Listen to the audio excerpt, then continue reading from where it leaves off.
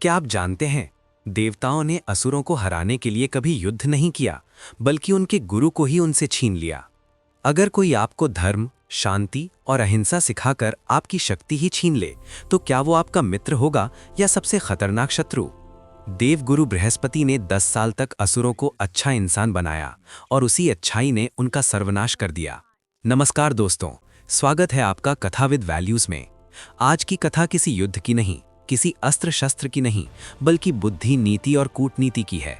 आज हम जानेंगे देवगुरु बृहस्पति की वो अनसुनी कहानी, जहां बिना खून बहाए असुरों की सबसे बड़ी ताकत अंदर से तोड़ दी गई। ये कथा सिखाती है कि तलवार से ज्यादा खतरनाक होती है गलत दिशा में दी गई सीख। देवगुरु बृहस्पति देवताओं के मार्गदर्शक और बुद्धि के अधिष्ठाता देव हैं। उन्हें वाचस्पति यानी वाणी का स्वामी भी कहा जाता है।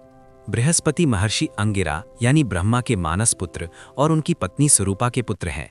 बृहस्पति महर्षि के 2 प्रसिद्ध भाई हैं, उतथ्य और संवर्त। बृहस्पति महर्षि की मुख्य पत्नी का नाम तारा है। कुछ ग्रंथों में शुभ और ममता का नाम भी आता है। उनके सबसे प्रसिद्ध पुत्र कच्छ हैं, जिन्होंने शुक्राचार्य से संजीवनी विद्या सीखी थी। उनके एक अन्य प्रसिद्ध पुत्र महर्षि भरद्वाज हैं।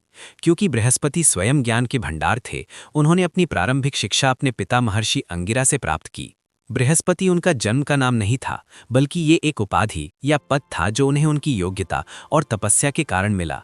महर्षि अंगिरा के पुत्र के रूप में उनके 2 नाम प्रसिद्ध थे। अंगिरस, पिता के नाम पर उन्हें अंगिरस या आंगिरस कहा जाता था।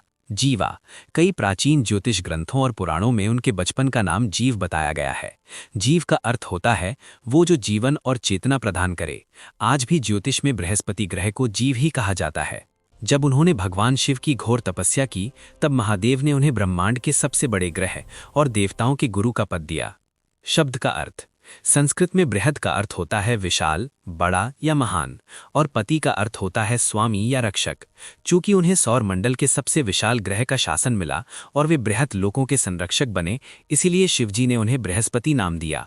उनके गुणों के कारण उन्हें कई और नामों से जाना जाता है।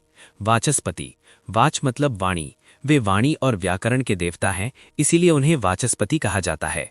गीशपति, गीश का अर्थ भी वाणी या स्तुति होता है। सुरगुरु, सूर्य यानी देवता, देवताओं के गुरु होने के कारण। बृहस्पति का मुख्य उद्देश्य धर्म की रक्षा और देवताओं को सही मार्ग दिखाना था। असुरों के पास शुक्राचार्य जैसी बुद्धि थी, इसीलिए देवताओं को एक ऐसे नीतिकार की आवश्यकता थी जो असुरों की माया को काट सके और इंद्र के सिंहासन को सुरक्षित रख सके।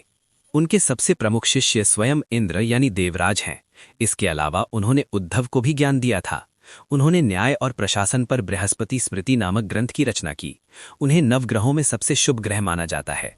वे बुद्धि, संतान, धन और धर्म के कारक हैं। एक बार शुक्राचार्य असुरों को छोड़कर तपस्या करने चले गए थे।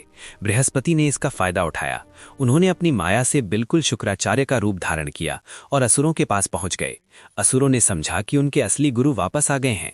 अगले 10 वर्षों तक बृहस्पति यानी नकली शुक्राचार्य बनकर असुरों को धर्म, अहिंसा और शांति का उपदेश देते रहे।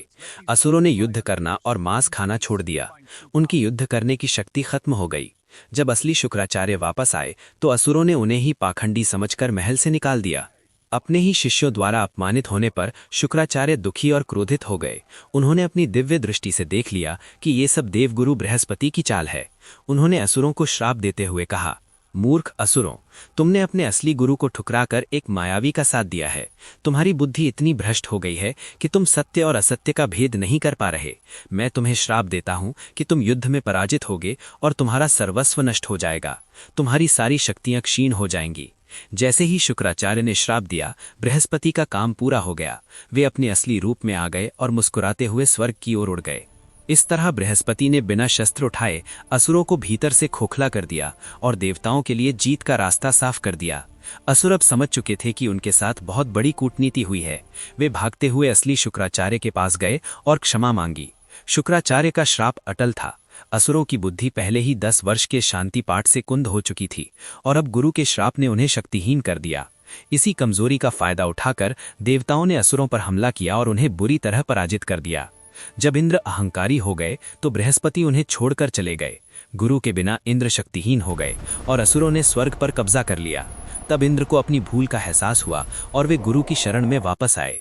अगर आप चाहते हैं ऐसी ही गूढ़ और दुर्लभ पौराणिक कथाएं जो सिर्फ कहानी नहीं, जीवन का ज्ञान हो, तो कथा विद वैल्यूज को सब्सक्राइब करें, क्योंकि यहाँ कथाएं नहीं, चेतना जगाई जाती है।